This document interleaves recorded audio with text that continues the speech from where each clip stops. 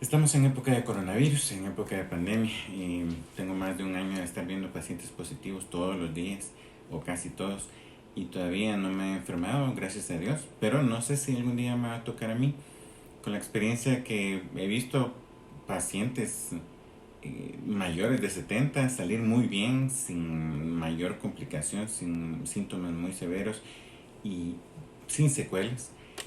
Pero también he visto personas jóvenes que la han pasado muy mal con la enfermedad y algunos otros que no lo han logrado, más jóvenes que yo incluso.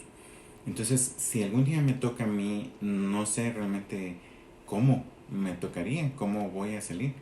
Eh, Me puso a pensar esto de que no sé si en algún otro momento tendría tiempo para dar este mensaje, pero no solo para dar este mensaje, sino principalmente para pensarlo hacia mí, o sea, dirigido hacia mí, meditarlo y pensar acerca de la salvación. Si yo tengo riesgo de morir, tengo que pensar si podría ser o no salvo. Y es que en Mateo 7 nuevamente vuelve a ser un tema relevante, un capítulo muy relevante para mí, porque en ese pasaje Jesús habla acerca de personas que lo conocían a él, pero que luego él viene y dice que no los conoce. Y la razón es de que nosotros aprendimos que teníamos una decisión, que teníamos que tomar una decisión, basado en Romanos 10, donde dice que si nosotros reconocemos con nuestra boca que Jesús es el Señor, y creemos en Él, alcanzaríamos la salvación. El problema es de que cuando regresamos al pasaje anterior de Mateo 7, muchos le iban a decir en aquel día, Señor, Señor. O sea, era gente que sí había aplicado este pasaje, que había confesado con su boca que creía en Él y había pretendido ser salvos. Esta gente podría haber hecho milagros, echado fuera demonios y profetizado en su nombre. Sin embargo, lo relevante en este pasaje es que él les iba a decir, yo no los conozco. Entonces me hizo pensar en mi propia vida. Por supuesto, no voy a hablar tampoco enfocado a las obras o enfocado a una salvación en base a las obras, sino recordar Efesios 2.8 que dice, la versión más conocida de la Reina Valera, pero en Nueva Traducción Viviente dice, Dios los salvó por su gracia cuando creyeron. Ustedes no tienen ningún mérito en eso. Es un regalo de Dios. La salvación no es un premio por las cosas buenas que hayamos hecho, así que ninguno de nosotros puede jactarse de ser salvo, pues somos la obra maestra de Dios. Él nos creó de nuevo en Cristo Jesús a fin de que hagamos las cosas buenas que preparó para nosotros tiempo atrás. Recordar que este pasaje dice que no somos salvos por obras, sino al contrario, para buenas obras. O sea que ninguno de nosotros puede llegar a ser salvo por ser bueno, por hacer muchas cosas buenas, o como dice un dicho, el que peca y reza empata. No se trata de eso, sino que hay otros aspectos a tomar en cuenta para saber si somos salvos o no. No todos los que me dicen, esa palabra decir es importante, porque yo podría decir ser salvo, yo podría decir ser cristiano, yo podría ir a la iglesia, a hablar como cristiano, tener un lenguaje religioso, y de todas formas, dice acá que no todos los que dicen ser salvos o los que se creen cristianos entrarán en el reino de los cielos. En aquel día muchos me dirán, otra vez da énfasis en la palabra dirán. O sea, no solo se trata de tener una confesión de fe o de decir que somos salvos, porque ellos le dirán, Señor, hicimos muchas cosas en tu nombre, pero yo les contestaré, dice más abajo, nunca los conocí, aléjense de mí. Y cuando pensaba acerca de mí mismo, esta palabra siempre me da mucho pánico, eh, mucha responsabilidad, si podría decirlo de alguna forma, en pensar exactamente cómo está mi vida delante de Dios y preguntarme a mí mismo, ¿soy salvo o no? 2 Corintios 13:5 dice: examínense para saber si su fe es genuina. Pruébense a sí mismos. Sin duda saben que Jesucristo está entre ustedes. De no ser así, ustedes han reprobado el examen de la fe genuina. Platicaba yo con algunas personas y les decía de que yo podría creer y decir que no estoy enfermo, que no tengo anemia, por ejemplo, pero cuando yo voy a un laboratorio y me expongo a un examen de sangre, los resultados podrían decir de que sí tengo anemia o alguna otra enfermedad. Aunque yo diga que no la tengo, los resultados del examen, de la prueba que hice, revelan de que sí. Entonces de eso se trata, o esa es la motivación en este mensaje: examinarme a mí mismo y motivarlo a usted también a que se examine a sí mismo, que no tenga una falsa seguridad.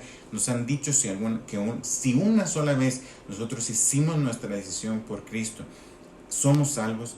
Podría ser que estemos equivocados y pretender vivir toda la vida con una decisión que tomamos una vez, pero el resto de nuestra vida o todos los demás días de nuestra vida vivirlos sin que Dios nos interese, sin que Dios nos importe. Entonces es ahí donde es necesario el cuestionamiento, el meditar si en realidad somos salvos o no.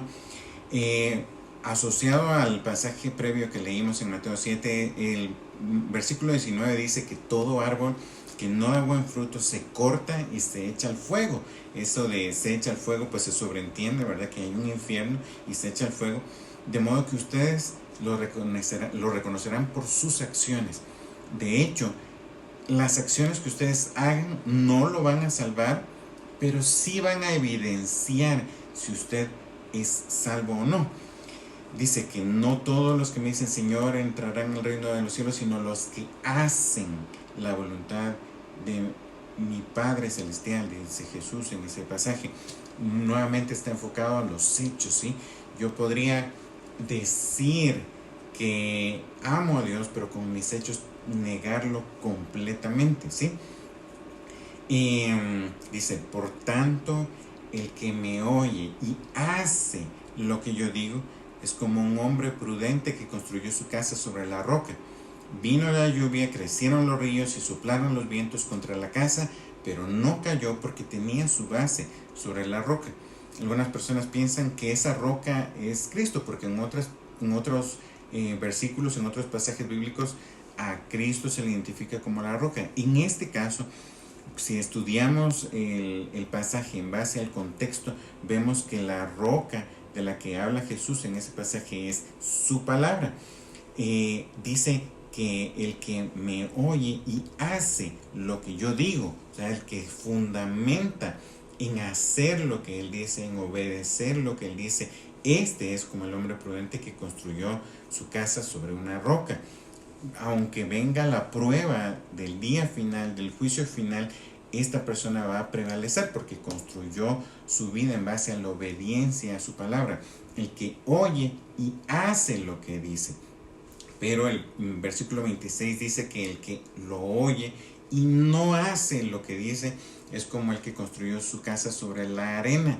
Y cuando venga el día final, cuando venga la prueba final, esta persona no va a prevalecer. Entonces aquí es donde está la preocupación que yo podría tener o que usted podría tener, y es aquí donde está el meollo del asunto. Es realmente aquí es donde está el centro de atención de este pasaje o de este mensaje del día de hoy. Usted puede ver que hay dos personas y las dos personas construyeron, las dos estaban juntas, las dos hicieron algo. Podría ser que las dos fueron a la iglesia, las dos decían que creían, las dos oraban, las dos leían su Biblia. Fueron muy similares, pero al final el fundamento fue lo que hizo la diferencia. Yo diría lo oculto. El fundamento es lo que no se ve, es lo que está debajo de la tierra, lo oculto. Hay personas que podrían ir a la iglesia, que podrían ser líderes de una iglesia, y a la vista de todos, pues podríamos pensar, sí es salvo, si esta persona pues no hace nada malo, obedece, sirve, pero en lo oculto podría ser que esta persona esté fallando en algo bastante serio, o incluso tal vez podría servir por interés. Yo me lamento mucho que sí hay personas que por intereses económicos o sociales, no sé, tal vez abren alguna iglesia o porque se quedaron sin trabajo o por X cosa. Son intereses ocultos que nadie conoce y que podría ser de que aparenten cumplir todos los requisitos que nosotros pudiéramos ver en lo externo, pero no sabemos qué hay en el interior de la persona. Y a eso se refiere ese pasaje también. Hay muchas cosas que Mateo 7 nos enseña, y siempre enfocados al tema de la salvación, enfocados a darnos herramientas para que nosotros realmente sepamos si somos o no somos salvos. Jesús dice en ese pasaje también: entren por la puerta angosta, porque la puerta y el camino, y aquí en la presentación subrayé la palabra el camino, que lleva a la perdición, son anchos y espaciosos, y muchos entran por ellos. Y la razón por la que muchos entran por ellos es que es un camino fácil. Usted puede entrar por esa puerta y seguir caminando por ese camino con todo lo que quiera encima, con su pecado, con la desobediencia, sin Dios, sin ningún tipo de requisito. Todo lo que usted desee llevar encima o acompañándolo puede ir con usted. Por eso el camino es ancho. Pero la puerta y el camino que llevan a la vida son angostos y difíciles, y dice que pocos lo encuentran. Podría ser de que yo esté dentro de los muchos, y este pasaje, este mensaje es para yo examinarme a mí mismo y verificar en qué tipo de camino estoy. El camino estrecho no me permite ir con un gran equipaje encima. Es necesario que yo me despoje de muchas cosas que a Dios no le agradan, y para saber qué es lo que a Dios no le agrada, pues obviamente debo ir a la Escritura y conocer y saber qué es lo que Dios me pide a mí.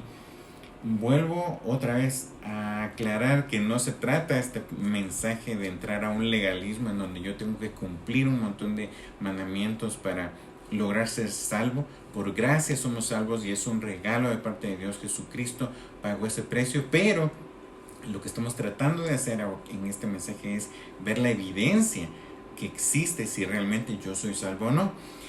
Y es que lo que pasa es de que acá en esta diapositiva anoté algo importantísimo. ¿Usted lo prefiere a Él? ¿De verdad lo prefiere? A nosotros nos encanta el pasaje de Juan 3:16 y lo conocemos de memoria. De tal manera amó Dios al mundo que ha dado su Hijo unigénito, para que todo aquel que en Él cree no se pierda, sino que tenga vida eterna. Y nos aferramos a Él y decimos que creemos en Él, y entonces sabemos de que tenemos vida eterna. Pero solamente unos versículos después, en el versículo 19 dice, Jesús mismo dice: esta es la causa de la condenación. Eso implica que también hay una condenación. Dice que la causa de la condenación es que la luz vino al mundo, pero la humanidad prefirió, y ahí está la palabra subrayada otra vez, prefirió las tinieblas a la luz, porque sus hechos eran perversos. Nosotros podríamos decir que creemos en Dios, podríamos decir que hemos recibido a Jesús, pero todos los días preferir pecar, preferir ignorarlo a Él. Muchos de nosotros queremos ir al cielo. ¿Por qué? Porque tenemos miedo de ir a un infierno. Pues obvio, ¿verdad? O sea, si nosotros le preguntamos a todo el mundo va a decir, o casi todos, o sea, excepto los ateos, ¿verdad? Pero todos van a decir: sí, sí creo en Dios. ¿Y quiere ir al cielo? Sí, sí, quiero ir al cielo. ¿Cree usted que es salvo? Sí, sí, creo que soy salvo, porque un día hice mi decisión. Pero ¿qué es lo que usted está eligiendo todos los días? Muchos quieren ir al cielo, pero sin lo que quieren decir, y que Dios no esté ahí, y se nota, porque Dios no les interesa en el día a día. No quieren conocerlo a través de su palabra, no les interesa adorarlo, no les interesa servirlo, no les interesa obedecerlo, porque ni siquiera están enterados de qué es lo que Dios le agrada y no le agrada. Y volvemos a hacer énfasis en que el obedecerlo en este caso no es para ganar una salvación, sino obedecerlo. Acá implica que lo vamos a hacer por amor, por agradecimiento, como evidencia de que somos salvos. Si no hay obediencia hacia Él, si no hay amor hacia Él, si no hay interés hacia Él, es poco probable que en realidad esa decisión que tomamos un día haya sido real. Tal vez solo fue fingida, o tal vez fue conveniente, o tal vez porque ese día alguien predicó y nos tocó las emociones, o vimos una película en donde Jesús era maltratado y tocó nuestro corazón y lloramos ese día, pero luego todos los otros días vivimos rechazándolo a Él y vivimos eligiendo otras cosas antes que a Él. No hablo de perfección tampoco. Todos pecamos, y ese es el asunto también por el que yo me cuestioné a mí mismo, porque fallamos y yo fallo también. Pero la diferencia está acá en 1 Juan 3, 8, 10 dice: pero el que practica el pecado es del diablo, porque el diablo peca desde el principio. Precisamente para esto ha venido el Hijo de Dios, para deshacer lo hecho por el diablo. Ninguno que sea hijo de Dios practica el pecado y no puede seguir pecando porque es hijo de Dios. Acá el énfasis, como puede ver en la presentación, es la palabra practica. Yo podría pecar ocasionalmente, yo no soy perfecto y en algún momento puedo enfrentar alguna tentación y caer y fallar, pero si todos los días yo sigo cayendo en la misma tentación, eso ya no es caer en una tentación, eso es practicar el pecado, practicar la desobediencia. Podría ser de que usted conozca a alguien que tal vez fue infiel en su matrimonio, pero fue solo una vez, un par de veces, pero si realmente esta persona es convertida, ha conocido a Dios en realidad, el Espíritu tendría que haberle redarguido y él tendría que haber vuelto a hacer una decisión, a volver a elegir a Dios, o elegir obedecer a Dios y regresar. Podría ser de que usted haya mentido, y la mentira pues es más frecuente de lo que nosotros podríamos pensar, pero podría ser que usted se arrepienta de eso y trate de no hacerlo para agradar a Dios. Pero si usted deliberadamente lo hace a diario, pues allí está practicando el pecado. Podría ser de que usted haya engañado alguna vez a alguien para conseguir dinero, o podría ser de que usted alguna vez no le pagó a alguien y le mintió para no pagarle ese dinero. Pero si se vuelve costumbre, si usted constantemente vive haciendo lo mismo y en su colonia, en su cuadra es conocido por la persona que no paga, pues entonces ahí usted se da cuenta de que usted practica desobediencia, practica pecado, y no es tampoco un buen representante de Dios, aunque se diga cristiano. Entonces acá está la diferencia, está el énfasis en que yo podría pecar, usted podría pecar, pero si usted en su análisis, en su examen, en su autoevaluación se da cuenta de que está practicando continuamente el pecado, y esto pues ya empieza a ser un mal presagio, un resultado negativo para su vida cristiana, y lo obligaría a hacer nuevamente una decisión. Acá en esta diapositiva pues yo les puse un par de imágenes. Hay un padre y un pequeño. Ambos pues tienen bata, están vestidos de doctor y tienen un estetoscopio. Es imposible que el hijo, el niño, haga un diagnóstico correcto si llega a evaluar a un paciente. Es imposible, el niño no tiene el conocimiento, pero se nota al verlo así que el niño quiere ser como su papá, desea ser como su papá. En el otro lado, usted puede ver también que seguro es el papá de este niño era mecánico o era electricista, y luego se ve al niño destruyendo su juguete, desarmándolo, y tal vez solo pues lo echa a perder, tal vez porque lo desarmó y seguro no lo va a lograr volver a armar por la edad que tenga. Pero es evidente que este niño quiere ser como su papá. Ahora, dígame usted, podría ser que usted falla de vez en cuando, pero ¿será evidente que realmente usted desea ser como su padre, si acaso Dios lo fuera? ¿O demuestra totalmente lo contrario? Hay un predicador que se llama Paul Washer que una vez dio un ejemplo, y es este que también trato de enseñar acá en la diapositiva. Si la naturaleza de la persona es, o pues de este animal, en este caso es un cerdo, el cerdo, aunque vea un banquete como el que se ve del otro lado, no lo va a elegir, él no va a elegir ese banquete, el cerdo siempre va a ir tras la basura.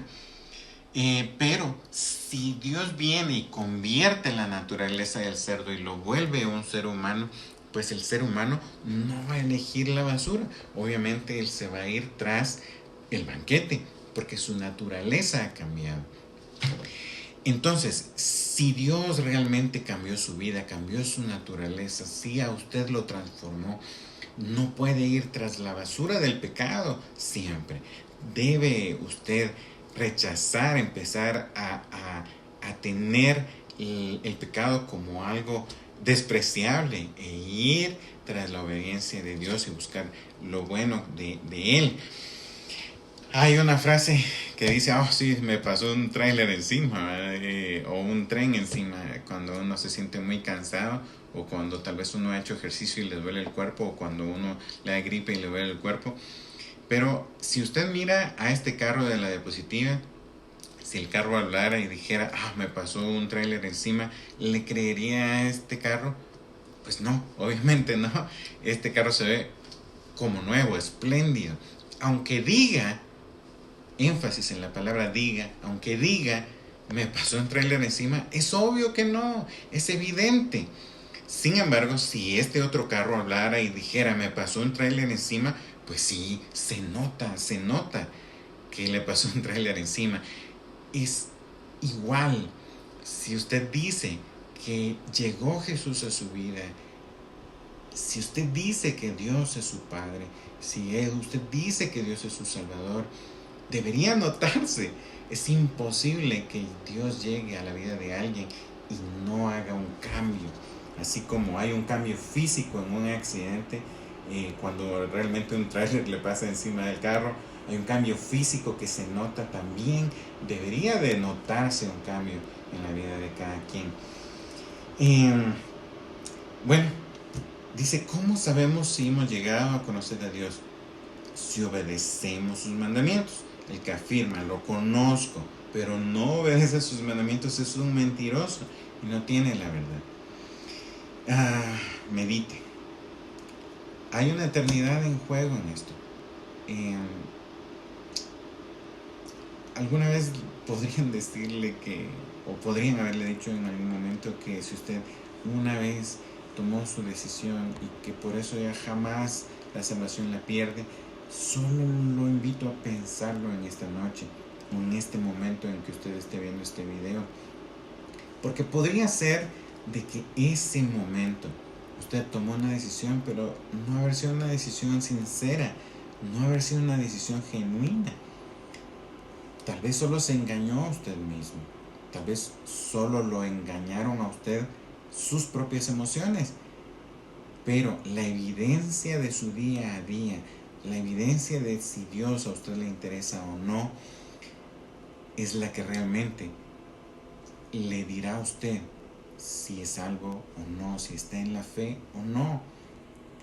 Y solamente eso determinará si Dios lo conoce a usted. Porque usted podría decirle a Dios, sí, yo te conozco. Pero ¿cómo le responderá Dios a usted? ¿Lo conoce usted? ¿Lo conoce a Él? Podría decir que sí, pero Dios lo conoce a usted. Este es el momento de decidir, este es el momento de meditar y reconsiderar el rumbo de su vida.